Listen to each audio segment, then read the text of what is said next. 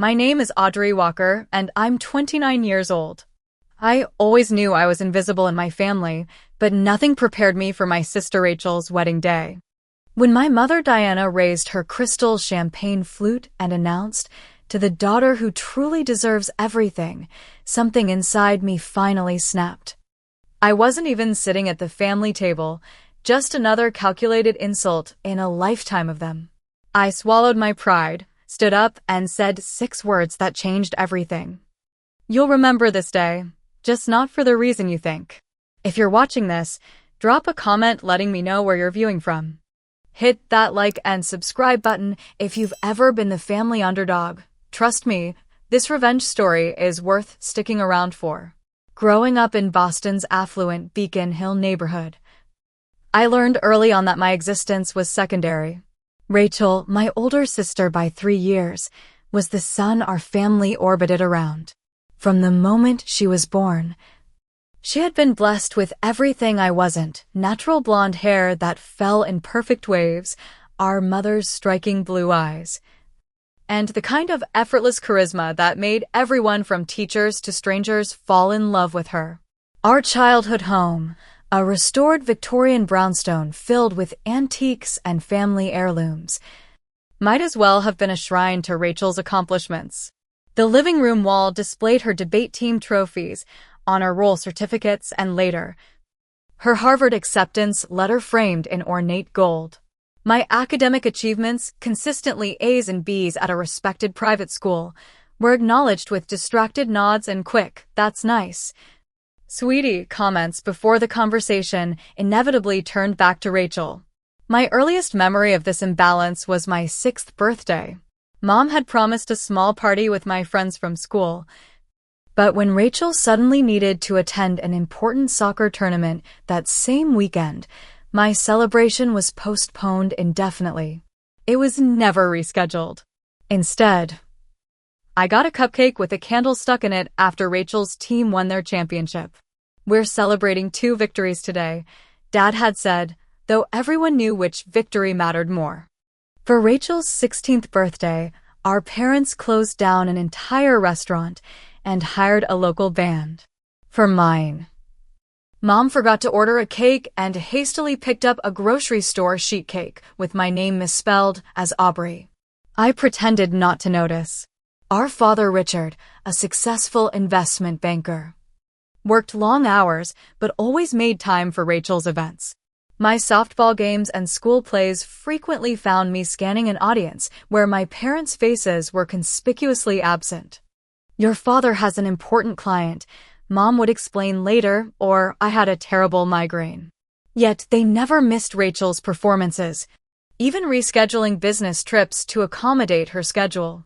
High school only widened the gap.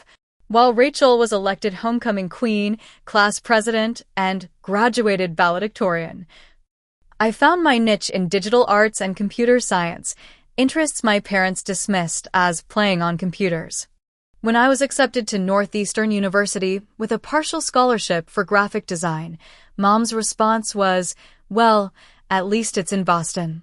Not Harvard, of course, but it's something. Rachel's Harvard graduation warranted a weekend-long celebration, with relatives flying in from across the country. When I graduated with honors from Northeastern, Mom suggested maybe lunch somewhere nice before remembering Rachel had an important job interview that day. The lunch never happened.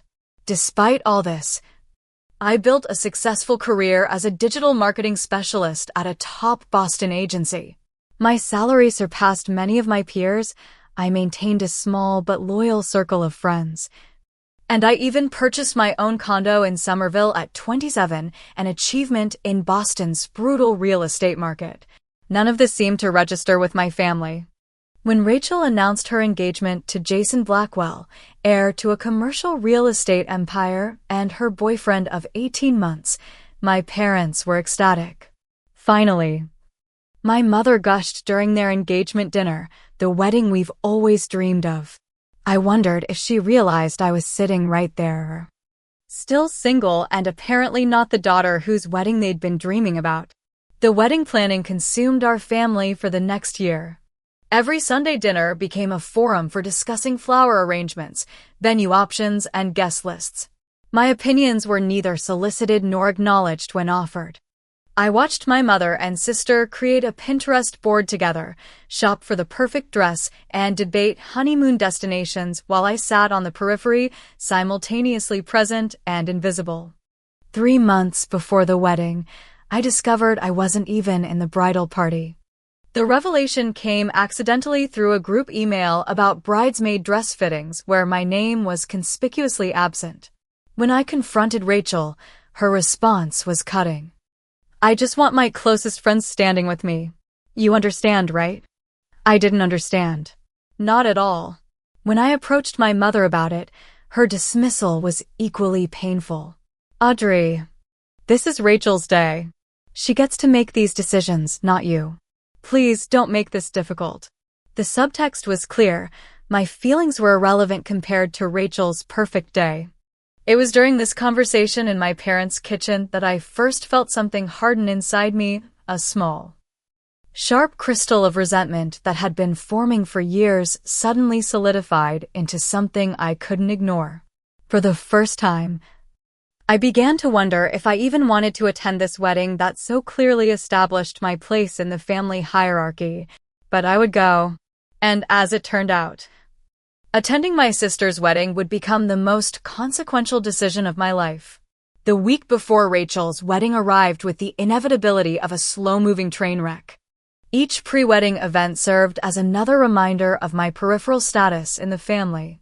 The bridal shower, held at the Boston Harbor Hotel's presidential suite, featured 30 women sipping champagne and watching Rachel open lavish gifts.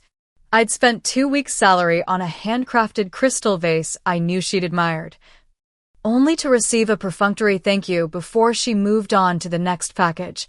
My mother didn't even acknowledge my gift, though she cooed over the monogram towels from Rachel's college roommate for nearly 5 minutes.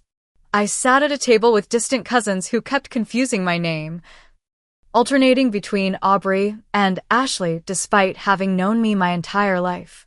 One particularly painful moment came when Aunt Patricia patted my hand and said, "Don't worry, dear. Your turn will come someday," as though my primary purpose at 29 was securing a husband similar to Jason. The bachelorette party in New York City should have been fun, a weekend of fancy dinners, dancing, and celebrations. But Rachel's maid of honor Amanda treated me like an unwanted tag-along. I wasn't included in the matching bride tribe robes, and at dinner, there wasn't a place card with my name at the long table. I ended up squeezing in at the far end, drinking too much wine to numb the humiliation. The rehearsal dinner at the Langham the night before the wedding was an elegant affair for 60 people. Jason's family, the prestigious Blackwells of Blackwell Properties, were out in full force. His father Gregory, a distinguished man with silver hair and the confident posture of old money, kept glancing between Rachel and me with a slightly puzzled expression, as though trying to reconcile how we could be sisters while being treated so differently. His mother Elizabeth, impeccably dressed in Chanel, pulled me aside during cocktail hour. "Audrey, isn't it? You're sitting with us tomorrow at the reception, I hope?" When I explained I was seated at table 19 with my mother's distant work colleagues, her perfectly manicured eyebrows rose slightly. How unusual. I've never attended a wedding where immediate family wasn't seated together. I manufactured a smile and some excuse about table arrangements, but Elizabeth's observation stung because it confirmed what I already knew: my treatment wasn't normal. It was calculated. Later that evening, I excused myself to use the restroom and took a wrong turn down a hallway. Before I could redirect, I heard Rachel's voice from a small anteroom, followed by my mother's distinctive laugh. "Can you believe Audrey wore that dress tonight? Navy blue to a rehearsal dinner. It's like she's deliberately trying to look drab." Rachel's voice dripped with disdain. "At least she's easy to overlook," my mother replied. "I've seated her far from the main tables tomorrow. We don't need her awkwardness ruining your perfect day." They laughed together, the sound of their shared amusement like glass shattering inside my chest. I stood frozen, my hand pressed against the wall for support. Did you see Elizabeth talking to her? God knows what she was saying. Probably wondering how we're even related. Rachel's voice again, followed by the sound of ice clinking in a glass. Well, we've always known which daughter got the good genes, haven't we? My mother's voice was soft with affection. I backed away silently, my cheeks burning with humiliation and anger. In the bathroom, I splashed cold water on my face and stared at my reflection. I had my father's hazel eyes and dark brown hair, features that had always made me the outlier in a family of blondes. But it wasn't my appearance that made me different. It was that I refused to play the games Rachel excelled at, refused to manipulate and charm my way into being the center of attention. The morning of the wedding dawned bright and clear, one of those perfect June days that brides dream about. Despite everything, I arrived early at the Four Seasons to help with preparations. A decision I quickly regretted when Rachel immediately put me to work steaming bridesmaids' dresses while she and my mother sipped mimosas. Audrey, be careful with Amanda's dress, it's silk. Rachel barked when I picked up a lavender gown. Actually, maybe let someone else handle that one. I bit my tongue and continued working, determined to maintain my dignity. Around noon, one of the hotel staff entered with lunch for the bridal party. When I reached for a sandwich, Rachel slapped my hand away. That's for the bridesmaids, she snapped. There should be something for the others in the next room. There wasn't. I ended up buying a protein bar from a vending machine in the hotel gym. As the afternoon progressed, Rachel's behavior grew increasingly erratic. She screamed at a makeup artist for using the wrong shade of eyeshadow, made a bridesmaid cry over a slightly crooked seam, and nearly fired the photographer for suggesting a pose she didn't like. My mother enabled every tantrum, cooing that her princess deserved perfection. During a rare moment alone, I ducked into the bridal suite to retrieve my phone charger. Rachel's designer purse had tipped over on the vanity, spilling its contents. As I moved to write it, a small leather notebook caught my eye, one I recognized as belonging to our father's office. Curiosity overtook me, and I flipped it open. Inside were bank statements and transfer records, all from our family's business accounts. With growing horror, I realized I was looking at evidence of systematic embezzlement. Rachel had been siphoning money from our father's investment firm for at least 2 years, hundreds of thousands of dollars transferred to offshore accounts. My hands trembled as I quickly photographed several pages with my phone. I had just replaced the notebook when Rachel's phone buzzed with an incoming text. Normally, I would never invade someone's privacy by reading their messages, but after what I'd just discovered, my moral compass was severely compromised. The text preview from Marcus B. Reed. Can't wait to see you tonight, beautiful. Our special champagne toast in room 718 after reception. Marcus Baxter was Jason's best man and supposedly Rachel's former flame from college. The implication was unmistakable. I quickly took a screenshot, my mind racing. My perfect sister was not only stealing from our family, but was apparently planning to cheat on her husband on their wedding night. For a moment, I considered storming out, calling my father, exposing everything. But a lifetime of being dismissed and disbelieved gave me pause. This required strategy, not impulse. I pocketed my phone, straightened my shoulders, and went a dress for my sister's wedding with a completely different mindset than I'd had that morning. I would attend this wedding.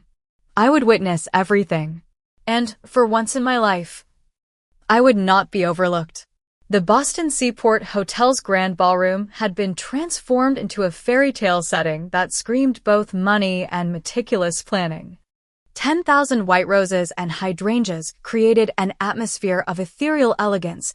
Crystal chandeliers draped with silk ribbons cast a soft glow over the 400 guests, and a string quartet played Pachelbel's canon as attendees filed in. Despite arriving early, I was ushered to a seat in the back row, far from where my extended family was being seated near the front. My cousin Melissa, whom I hadn't seen in years, gave me a confused wave from her prime position 7 rows ahead. I forced a smile and pretended this arrangement was perfectly normal. "Isn't the sister of the bride usually seated with family?" whispered the elderly woman beside me. A great aunt of Jason's I'd briefly met at the rehearsal dinner. "Usually," I replied softly, fixing my gaze forward. At precisely 4 o'clock, the ceremony began. The bridesmaids, 8 of Rachel's closest friends and sorority sisters, processed down the aisle in flowing lavender gowns, each carrying a bouquet of white peonies.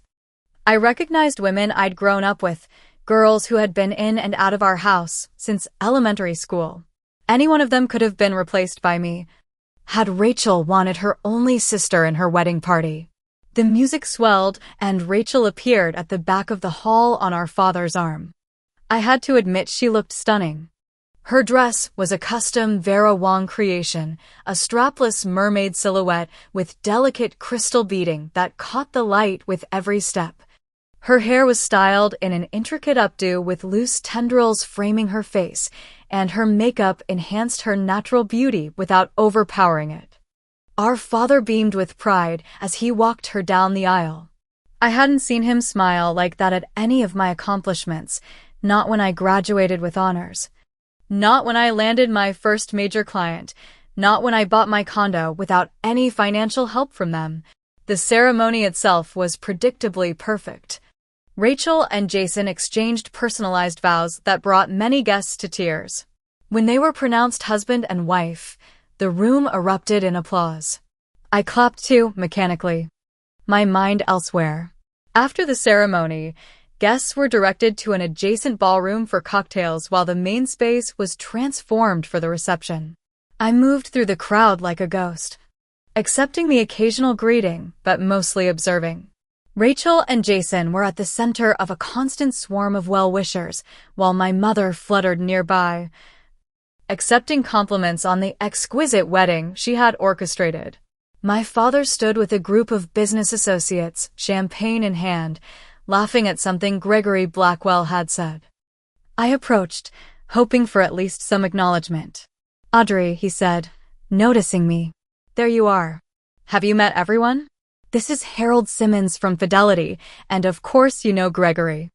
I smiled and exchanged pleasantries, but before I could engage further, my father was pulled away by my mother to meet the Andersons from Connecticut. He departed with a distracted pat on my shoulder. When it was time to enter the reception, I discovered that table 19 was actually positioned near the service entrance, partially obscured by a large floral arrangement. My tablemates included my mother's former assistant from 15 years ago, a distant cousin who kept calling me Rachel's little sister, and several business associates who clearly had been invited out of obligation rather than desire. From my position, I had a clear view of the head table where Rachel and Jason sat with their wedding party. My parents were seated at table 1, along with Jason's parents and several prominent Boston families. The message couldn't have been clearer. I was an afterthought, unworthy of sitting with my own family. The reception began with the introduction of the wedding party, followed by Rachel and Jason's first dance to At Last by Etta James. They moved gracefully across the dance floor, looking every bit the perfect couple. I wondered if Jason knew about Marcus, or about the money Rachel had been stealing. Dinner was a 5-course gourmet meal featuring lobster bisque, filet mignon, and Chilean sea bass. The wine was a limited vintage Cabernet that probably cost more per bottle than I spent on groceries each week. At my table, conversation was stilted and awkward. No one quite knew why they were seated with the sister of the bride, and I offered no explanation. Throughout the meal, I watched my mother fuss over Rachel, adjusting her veil, ensuring her water glass was full, signaling servers to bring fresh bread to the head table. Not once did she glance in my direction or check if I needed anything. As dessert was being served, an elaborate wedding cake accompanied by individual chocolate soufflés, I excused myself to use the restroom. Instead, I slipped into a quiet corner and examined the evidence I'd gathered on my phone. The embezzlement records were clear and damning. The text messages between Rachel and Marcus, which I'd managed to screenshot more of during cocktail hour when Rachel had left her phone unattended, were explicit and left no doubt about their planned rendezvous. I hesitated, my finger hovering over the screen. What I was considering would permanently alter our family dynamics. There would be no coming back from this. For a moment, I thought about simply leaving, walking out of this wedding where I was clearly unwanted and never looking back. But then I remembered my mother's voice. We've always known which daughter got the good genes, haven't we? And Rachel's dismissive, at least she's easy to overlook. A lifetime of being the afterthought, the less than. The invisible daughter crystallized into a single moment of clarity. I wasn't just angry anymore. I was resolved. I returned to my seat just as the MC announced it was time for toasts. The best man went first, delivering a speech about Jason's integrity and the beautiful future the couple would share. The maid of honor followed with anecdotes about Rachel's perfection and how she deserved every happiness. Then my mother stood, champagne glass in hand, and the room quieted. My mother looked radiant in her designer gown, her blonde hair styled in an elegant updo that made her appear a decade younger than her 58 years. She tapped her crystal flute gently with a silver spoon, though the room had already fallen silent in anticipation. When Rachel was born, she began, her voice carrying clearly through the perfect acoustics of the ballroom. I knew immediately she was special. Some children just have that spark, that indefinable quality that makes them shine brighter than others. My fingers tightened around my own champagne glass as I felt several people at my table glance uncomfortably in my direction. Throughout her life, Rachel has exemplified everything a parent could hope for in a daughter. Her intelligence, her beauty, her charm, all exceptional. Harvard graduate, philanthropist, and now, the wife of the wonderful Jason Blackwell. Mom paused to dab at her eyes with a monogrammed handkerchief. The theatrical gesture was so typically her that I almost laughed. As a mother, there's nothing more fulfilling than seeing your child find happiness with someone who truly appreciates their worth. Jason, she turned toward my new brother-in-law, you've chosen well. And Rachel, her voice softened with emotion, you've always been my pride and joy. She raised her glass higher, her diamond bracelet catching the light.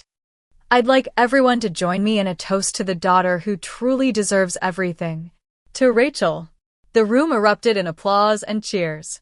To Rachel. Echoed throughout the ballroom as guests raised their glasses.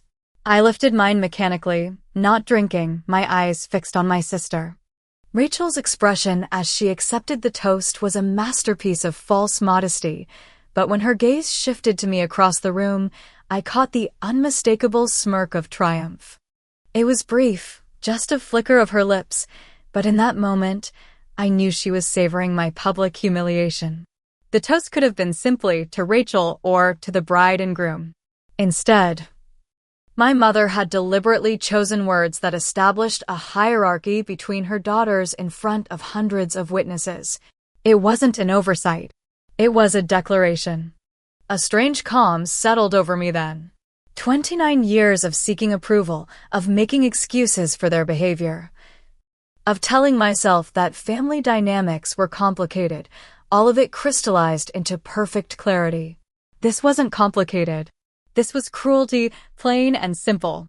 I stood up. The movement was unexpected enough that several people turned to look at me, including my mother, who appeared momentarily startled before her expression hardened into irritation. I'd like to add something, I said, my voice steadier than I expected. The room didn't immediately quiet. A murmur of conversation continued as people returned to their desserts, assuming whatever I had to say wouldn't be important. The MC, sensing an unplanned moment, hesitantly handed me a microphone. The feedback whine cut through the chatter. And suddenly I had everyone's attention. For those who don't know me, I'm Audrey Walker, Rachel's sister. I paused, letting the implication sink in. I just wanted to say that my sister has always been exceptional at getting exactly what she wants. And she's right, today is a day none of us will forget. I looked directly at Rachel, whose smirk had vanished. You'll remember this day, just not for the reason you think. I handed the microphone back to the startled MC and walked calmly toward the exit.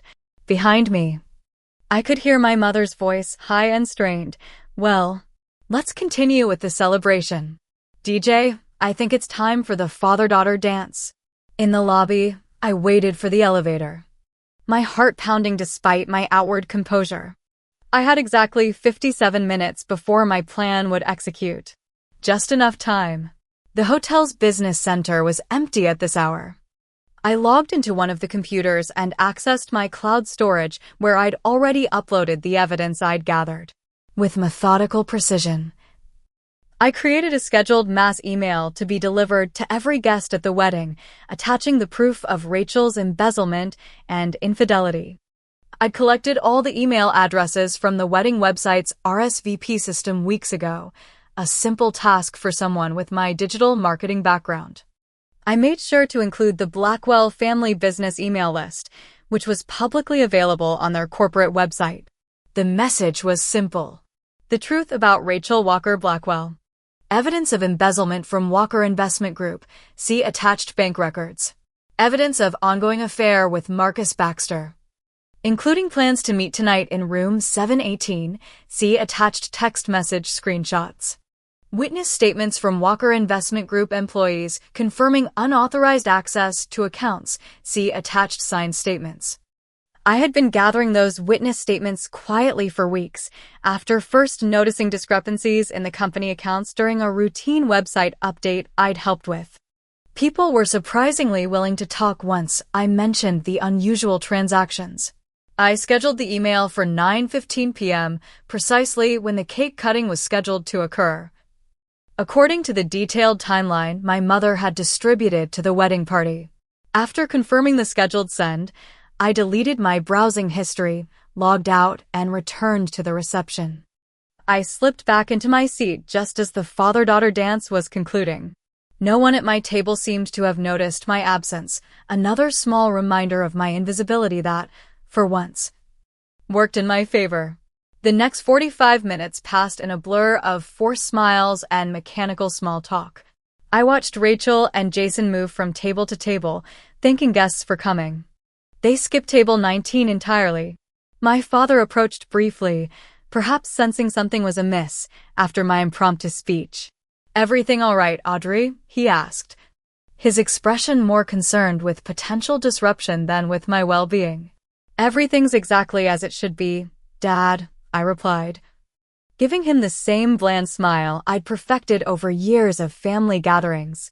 He nodded, satisfied with my apparent compliance, and returned to the important guests. At 9:10, I excused myself to use the restroom, timing my return to coincide with the cake cutting. Rachel and Jason had just approached the towering 6-tier confection, a silver cake knife in their joined hands, when the first phone chimed with an email notification. Then another, and another. Soon, the ballroom was filled with the sound of hundreds of phones alerting simultaneously. I took my seat and watched as the cascade of truth began to unfold. The first indication that something was wrong came from table 3, where a prominent Boston attorney suddenly exclaimed, "What the hell?" loud enough to turn heads. At the Blackwell family table, Jason's mother Elizabeth was staring at her phone, her perfectly composed face draining of color. Rachel and Jason remained frozen by the wedding cake, the knife poised to make the first cut. Confused by the sudden disruption, the photographer hovered awkwardly, waiting for the traditional cake-cutting photos that would never happen. The DJ, misreading the situation, cheerfully announced, "Let's have the happy couple cut the cake." His voice echoed uncomfortably through the now quieting room. I watched as Jason's father Gregory checked his phone, his expression shifting from annoyance to shock to fury in the span of seconds. He showed the screen to Elizabeth, whose hand flew to her mouth. Across the room, phones continued to chime as the email reached more guests. The murmuring grew louder. People began to glance between their screens and Rachel with expressions ranging from disbelief to disgust. My father, always attuned to shifts in social dynamics, sensed something was wrong and checked his own phone. I saw the exact moment he accessed the email. His face went slack, then hardened as he opened the first attachment. He looked up at Rachel with an expression I'd never seen before. Pure, unfiltered disappointment. Rachel, still oblivious to the specific cause of the disruption, but clearly sensing something was terribly wrong, plastered on a brittle smile.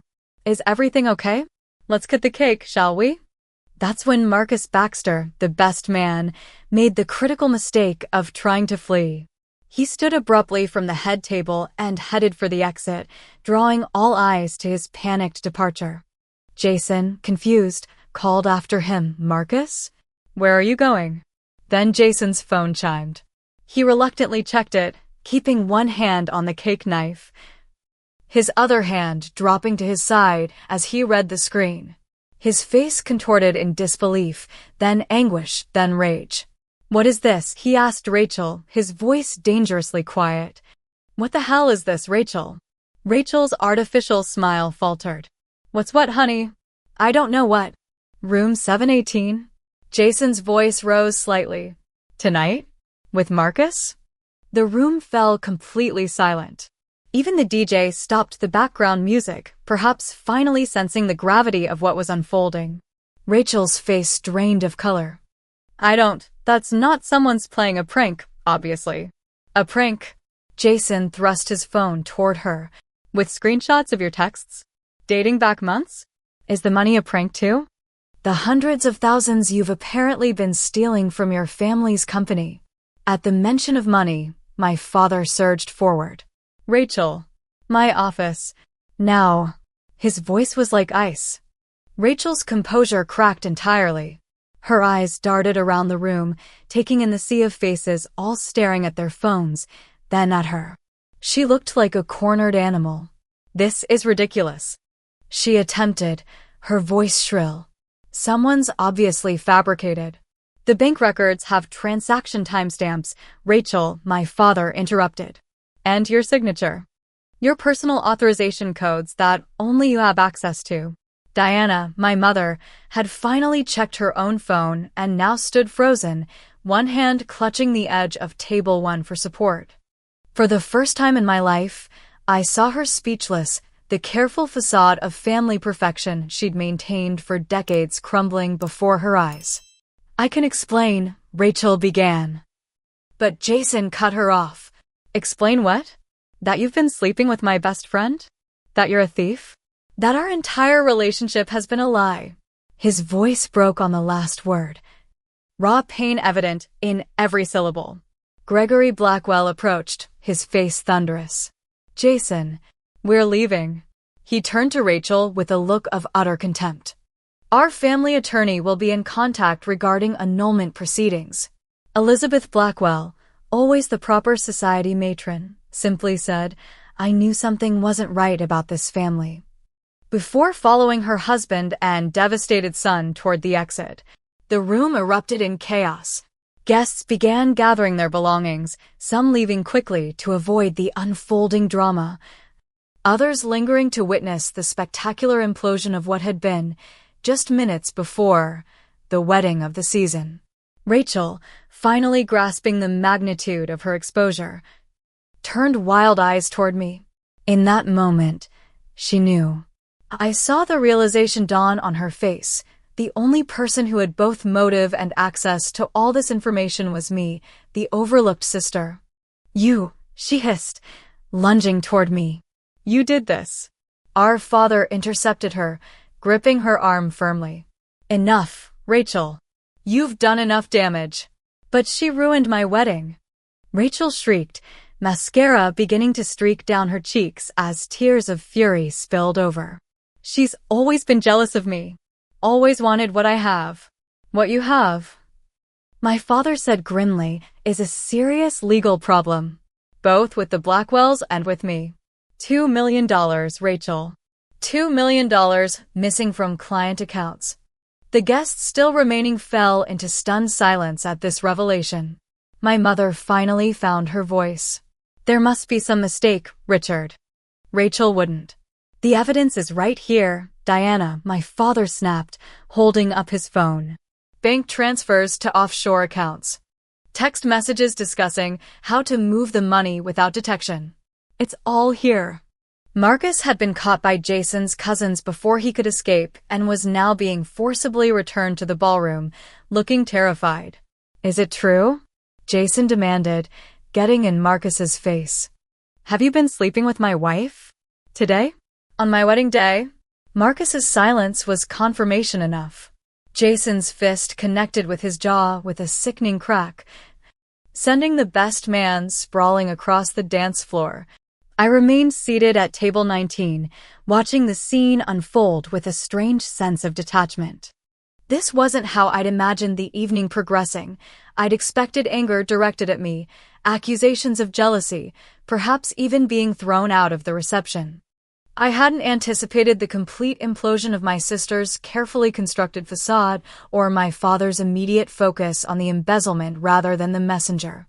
As security personnel responded to the physical altercation, the wedding coordinator frantically tried to restore order, her clipboard clutched to her chest like a shield. The DJ had packed up his equipment and was quietly slipping out a side door. The lavish cake stood abandoned, the ceremonial first cut never made. Rachel's gaze found me again across the chaos. "This isn't over," she mouthed, her face contorted with hatred. For the first time in my life, I held my sister's gaze without flinching. I wasn't afraid anymore. The worst had happened, the family secrets were exposed, the perfect daughter revealed as a fraud, and I was still standing. As the beautiful reception devolved into chaos around me, I felt a weight lift from my shoulders. 29 years of being the family disappointment, of measuring myself against an impossible standard, of accepting scraps of attention and affection, it ended tonight. Whatever came next, I would face it as a woman who had finally found her voice. The grand ballroom emptied quickly after security escorted Marcus out and the Blackwell family departed en masse. Distant relatives and business associates hurried away, avoiding eye contact with anyone from the Walker family, embarrassed to have witnessed such a spectacular fall from grace. I remained seated, strangely calm amid the wreckage of crystal glasses and abandoned dessert plates. The elaborate floral centerpieces, which had cost more than my monthly mortgage payment, now seemed gaudy and excessive rather than elegant. A hotel staff member approached tentatively. "Miss? We've been asked to clear the room. The, event appears to be concluded." I nodded and gathered my small clutch purse. "Yes, I believe it is." In the lobby, I found my parents and Rachel in a heated argument, their voices low but intense. Rachel still wore her wedding gown, though her carefully styled hair had begun to collapse, and her makeup was streaked with tears of rage rather than joy. "We need to go somewhere private," my father said when he noticed me approaching.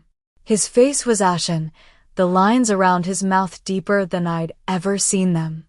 A hotel manager appeared, seeming both concerned and anxious to have the drama moved away from the public areas. "The Wellington Suite is available if you need a private space, Mr. Walker." My father nodded grimly. "That would be appreciated." The Wellington Suite was a spacious meeting room with a conference table and comfortable chairs. As soon as the door closed behind us, Rachel exploded. "How could you do this to me?" she screamed, lunging toward me again. My father held her back. "My wedding day. You ruined everything because you've always been jealous." I met her gaze steadily. "I didn't steal $2 million from Dad's company, Rachel. I didn't plan to cheat on my husband the night of my wedding. I just made sure everyone knew who you really are." "You little bitch," she spat. "You think you're so much better than me? So moral and perfect? You did this because you couldn't stand seeing me happy." "Happy?" I laughed, the sound surprising even me. "You weren't happy, Rachel. You were winning. There's a difference. Both of you." Stop it, my mother interjected. She turned to me, her expression a mixture of fury and bewilderment. Audrey, how could you embarrass this family like this? If you had concerns, you should have come to us privately. Like you came to me privately when you and Rachel were laughing about keeping me in my place. I asked quietly. Or like you came to me privately when you decided I shouldn't be in the wedding party. Or be seated with my own family. My mother flushed. That's different. This was Rachel's day. It's always been Rachel's day, I interrupted. My entire life has been Rachel's day. My father, who had been reviewing the evidence on his phone while we argued, finally looked up. The money transfers are real, he said, his voice heavy. Rachel, these are actual records from our company accounts. Transactions authorized with your credentials. Your signature. Money transferred to accounts in the Cayman Islands. Rachel's strategy shifted instantly. Her expression crumpled, and fresh tears filled her eyes. Daddy, I can explain. I was going to pay it all back. I just needed to. To what? He demanded. To steal from our clients? People who trusted us with their life savings? What possible explanation could there be? Jason's family, she said quickly. They have standards, expectations. I needed to keep up, to show I belonged in their world. The clothes, the vacations, the lifestyle. So you committed a felony. My father's voice rose for the first time. You put our entire firm at risk? For shopping trips. Rachel turned to our mother. Mom, please. You understand. You always said presentation matters, that we have to maintain appearances. Not like this, my mother whispered, looking genuinely shaken. Rachel, not like this. I watched as my sister's manipulative tactics failed her for perhaps the first time in her life.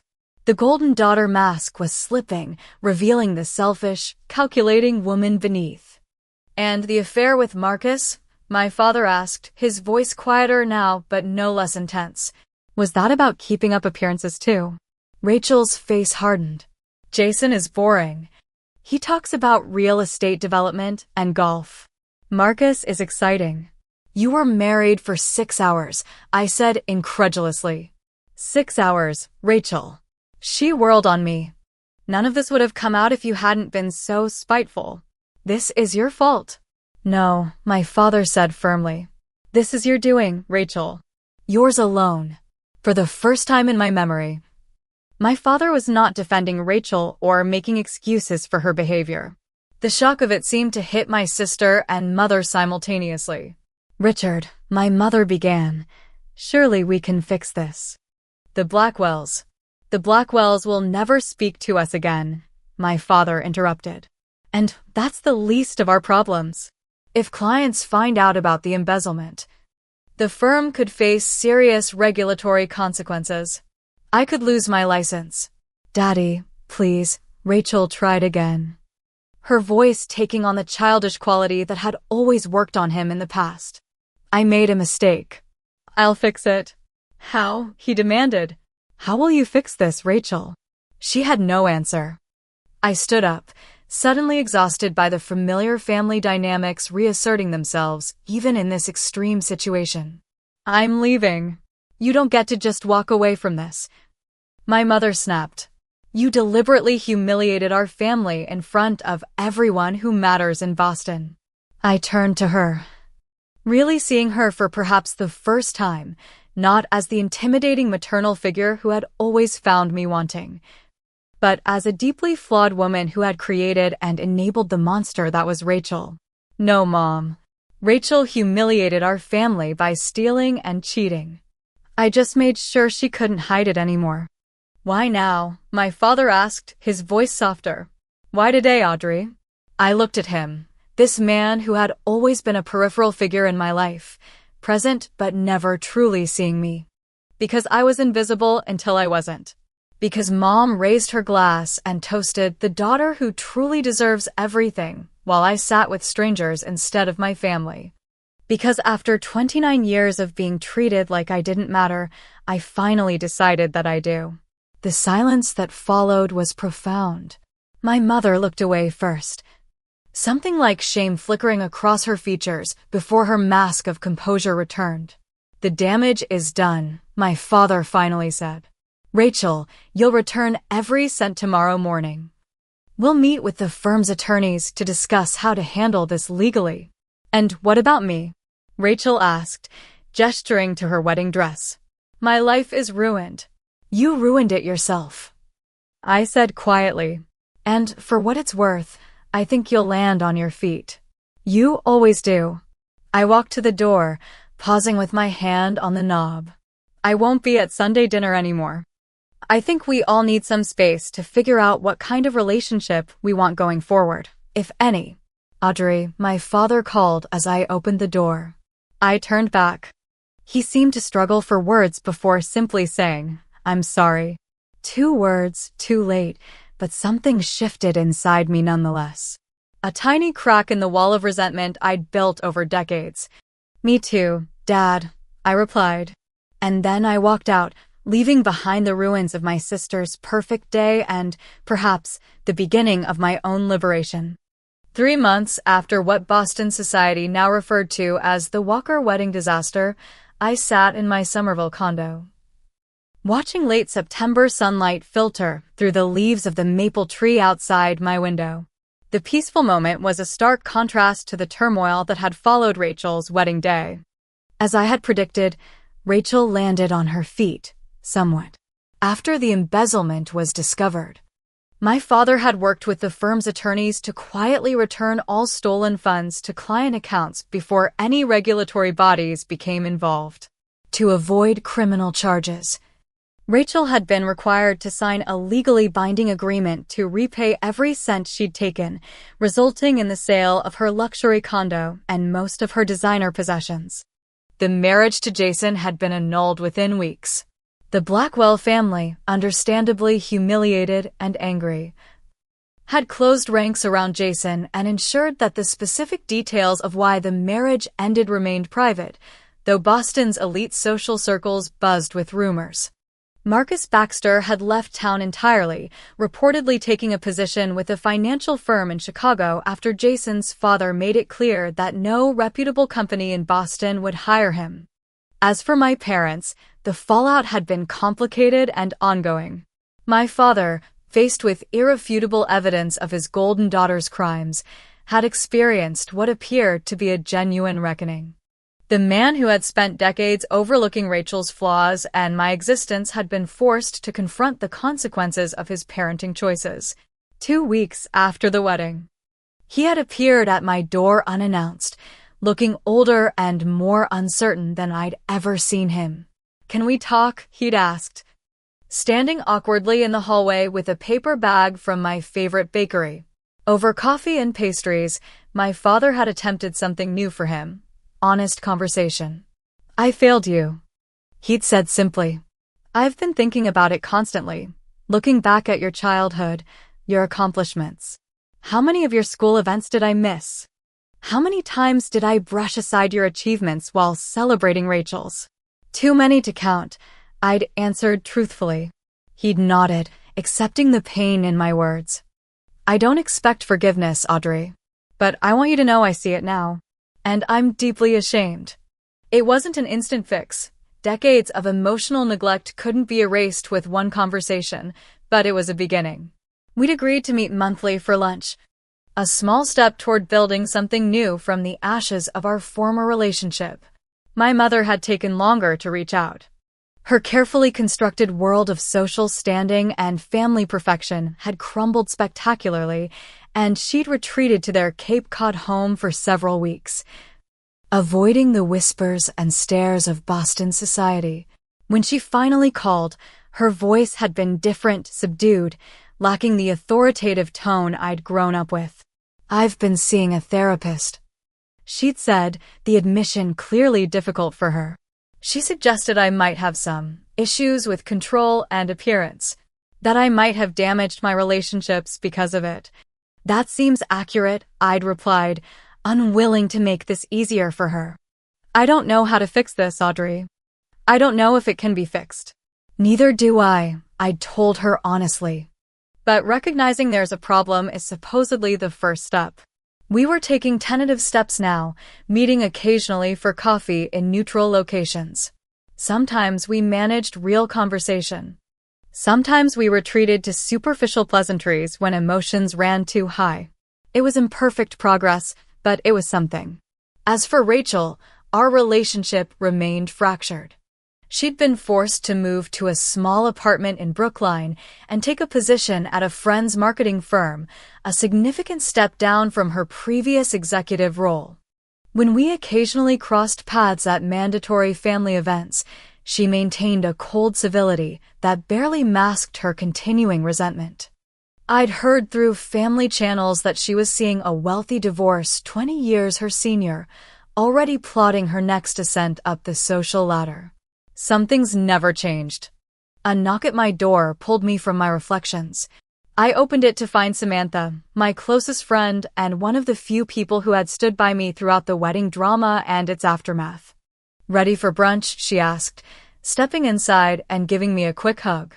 "I'm starving, and I want to hear about your date with coffee shop guy." I laughed, grabbing my purse. "It was just coffee, Sam. Not a big production." "After the year you've had, even coffee is progress," she replied with a grin. "Besides, he sounds nice. Normal. Completely unlike your drama tornado family." As we walked to our favorite local cafe, I reflected on how the wedding day that was supposed to be Rachel's triumph had instead become my liberation. The painful public exposure of family dynamics had forced changes that years of private suffering never could. I'd learned that standing up for yourself isn't selfish, it's necessary. That family relationships should be reciprocal, not one-sided. That being overlooked isn't the same as being invisible unless you allow it to be. Most importantly, I'd learned that authentic living, however messy and imperfect, was infinitely preferable to the hollow perfection my family had cultivated for so long. Over avocado toast and mimosas, Samantha raised her glass. To new beginnings and no more fake smiles. I clinked my glass against hers, smiling genuinely. To being seen. The path forward wasn't entirely clear, and healing family wounds this deep would take time, if it happened at all. But for the first time in my life, I wasn't measuring my worth against Rachel's achievements or my parents' approval. I was writing my own story, one authentic day at a time. And that, I realized, was the victory I'd needed all along. If you've ever felt overlooked or undervalued by the people who should cherish you most, I hope my story gives you courage. Have you ever had to stand up to family members who treated you unfairly? I'd love to hear your experiences in the comments below.